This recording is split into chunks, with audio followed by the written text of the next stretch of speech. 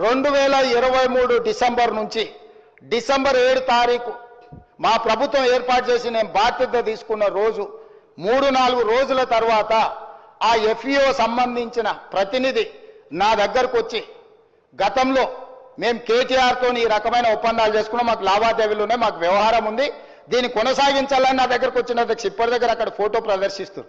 అఫీషియల్గా చీఫ్ మినిస్టర్గా నేను అపాయింట్మెంట్ ఇచ్చిన అధ్యక్ష. ఏ సంస్థ అయినా ఏ వ్యక్తి అయినా ఈ రాష్ట్రంలో పెట్టుబడులు పెట్టుంటే, ఈ రాష్ట్రంలో ఏదైనా అంశం ప్రస్తావించదలుచుకుంటే ఫ్రీగా ప్రజలకు ప్రజా దర్బార్ నిర్వహించిన అధ్యక్ష. ధూల్పేటలో గుడంబ అమ్ముకునేటోడు కావచ్చు, లేదా ఇంకెక్కడైనా ఏదైనా నేరంలో ఇరుక్కున్న ఆరోపణలు ఎదుర్కొంటున్నాడు కావచ్చు, ముఖ్యమంత్రి నా దగ్గర వచ్చి చెప్పుకునే స్వేచ్ఛ ఇచ్చిన అధ్యక్ష. అతను ఎదుర్కొంటున్నది నిజమైన ఆరోపణనేనా, నిజమా కాదా, వాస్తవమా అవాస్తవమా, ఎవరు వచ్చినా చెప్పుకునే స్వేచ్ఛ. నేను నా ఇంటి దగ్గర రోజు వందలాది మంది నేను కలుస్తా అధ్యక్ష. ప్రతిరోజు సెక్రటేరియట్లో మీకు తెలుసు 4 గంటల నుంచి 8 కానీ 9 కానీ ఎన్ని వందల మంది వచ్చినా ప్రతి ఒక్కరిని కలుస్తా, ప్రతి ఒక్కరితో ఫోటో దిగుతా.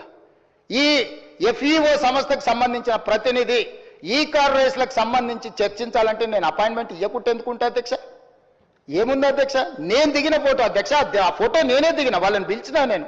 వాళ్ళు వచ్చి కలుస్తామంటే రమ్మన్నా, వచ్చి కలిచారు. కలిసిన తర్వాత ఈ విషయం ప్రస్తావించారు. ఈ విషయం ప్రస్తావిస్తే నేను అడిగిన మాకేం సంబంధమయ్యా? మాకేం సంబంధం? దీంట్లో ప్రభుత్వం ఎందుకు డబ్బులు ఇస్తుంది?